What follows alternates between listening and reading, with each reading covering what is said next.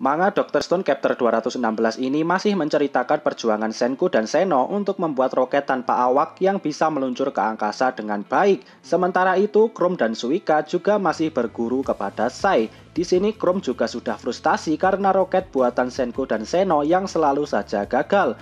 Sekarang mereka sampai mempelajari bagaimana cara membuat satelit. Kemudian Chrome berdiri di atas atap sambil membawa bendera kerajaan sains dan berteriak-teriak karena frustasi. Dan judul untuk chapter 216 ini adalah Halo Dunia. Oke, jadi kerajaan sains sudah mengalami kegagalan peluncuran roket berulang-ulang kali. Tapi Senku dan Seno tidak kenal yang namanya menyerah. Dan sekarang mereka mencoba meluncurkan roket terbaru mereka. Dan akhirnya roket ini bisa terbang dengan baik dan masih selamat setelah menembus atmosfer bumi. Setelah sampai di luar angkasa, roket ini langsung melepaskan satelit yang ada di dalamnya dan satelit itu sekarang resmi beroperasi. Terlihat seluruh anggota kerajaan sains yang sampai menangis bahagia karena perjuangan mereka selama ini akhirnya terbayarkan. Satelit ini dilapisi oleh banyak sekali panel surya dan satelit ini mengorbit bumi dari jarak 2.500 km. Dan sekarang setelah mendapatkan satelit yang baru, mereka akan membuat teleskop luar angkasa dan juga roket yang digunakan untuk pergi ke bulan. Dan itu artinya misi Chrome dan Suika harus segera dilakukan. Jangan sampai mereka terlambat untuk melakukannya. Dan sekarang Senku mencoba melihat gambar yang dikirim satelit pengawas itu. Satelit ini mengarah ke bumi dan menangkap gambar negara Jepang. Sekarang semua orang menjadi bersemangat dan Kohaku juga terpesona dengan gambaran bumi dari luar angkasa. Sekarang dengan kemajuan teknologi yang mereka miliki, Ryusui ingin segera melakukan pembangkitan 7 miliar manusia dan mengembalikan peradaban. Kemudian Ryusui bercerita kalau dia sudah mengelilingi dunia di zaman dulu. Dan sekarang dia tahu kalau setelah 3.700 tahun berlalu, daratan di bumi sudah sedikit berbeda. Dan sekarang Ryusui dan Chelsea berkolaborasi untuk membuat peta dunia yang baru. Mereka menamakan peta ini dari abad 58. Ada beberapa perubahan besar di dunia ini. Yang pertama ada di Amerika. Letusan gunung berapi Yellowstone mengakibatkan geografis di sana sedikit berubah dan memunculkan danau baru. Yang kedua adalah terusan Suez di Panama yang sekarang sudah tertutup. Yang ketiga adalah gurun pasir di negara Chile sekarang sudah berpindah lebih ke utara dan membuat negara di bagian utara seperti Peru dan Ekuador sekarang lebih banyak pasirnya. Yang keempat ada di negara Australia. Karena regenerasi batu karang yang cepat, sekarang bentuk peta bagian utara Australia sudah sedikit berbeda. Terlihat tanahnya yang semakin luas.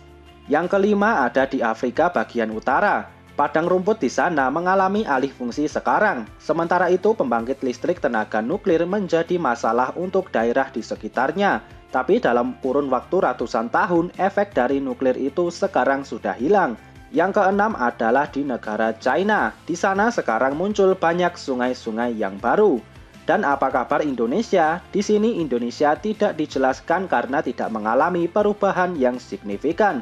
Setelahnya Ryusui pergi ke dermaga dan menyambut kedatangan orang-orang dari Spanyol dan India. Terlihat mereka menggunakan kapal Perseus versi kecil dan juga di atasnya ada banyak kotak barang-barang. Hal ini menegaskan kalau tim Senku sebelumnya selalu menghidupkan orang-orang di setiap negara yang mereka kunjungi. Tak ketinggalan juga mereka membangun peradaban di sana. Oke, dengan adanya tambahan bahan-bahan ini, kerajaan sains sekali lagi membuat roket. Kalau sebelumnya mereka membuat satelit baru untuk bumi, sekarang mereka akan mengirimkan teleskop luar angkasa untuk mengawasi permukaan bulan. Sekarang mereka sudah selesai membuat roket ini dan langsung diterbangkan ke luar angkasa. Sesaat setelah sampai di luar angkasa, teleskop ini langsung mengarah ke bulan dan teleskop ini juga menggunakan panel surya untuk bahan bakarnya. Dan sekarang untuk pengawasannya, Senku mengandalkan Kohaku untuk mengawasi permukaan bulan. Senku bercerita kepada Seno kalau Kohaku memiliki penglihatan yang hebat. Dulu Kohaku juga pernah menemukan ladang minyak walau hanya dari foto yang buram. Sekarang Seno tambah yakin kalau warga desa Ishigami memanglah keturunan seorang astronot. Sekarang dengan adanya teleskop luar angkasa, itu artinya waktu Chrome dan Suika juga semakin mepet. Mereka belum siap untuk menunjukkan hasil dari misi rahasia mereka. Sekarang mereka berdua semakin terpacu untuk belajar lebih giat. Kemudian selama beberapa hari, Kohaku terus berada di depan televisi pengawas. Tentu saja ada orang yang membawakan makanan untuknya. Sekarang Kohaku menemukan sesuatu dan langsung membawa TV itu kepada Senku dan Seno. Kohaku melaporkan ada yang aneh di permukaan bulan. Seno melihat hal itu sebagai sesuatu yang tidak lazim terjadi di bulan, dan dari TV itu terlihat ada sebuah titik hitam yang besar di permukaan bulan. Senku dan Seno yakin ini adalah lokasi Ymen berada. Oke, itu tadi alur cerita manga Dr. Stone Chapter 216. Di sini akhirnya peluncuran satelit dan juga teleskop pengawas sudah berhasil dilakukan. Ditambah lagi mereka akhirnya juga menemukan lokasi Ymen di bulan.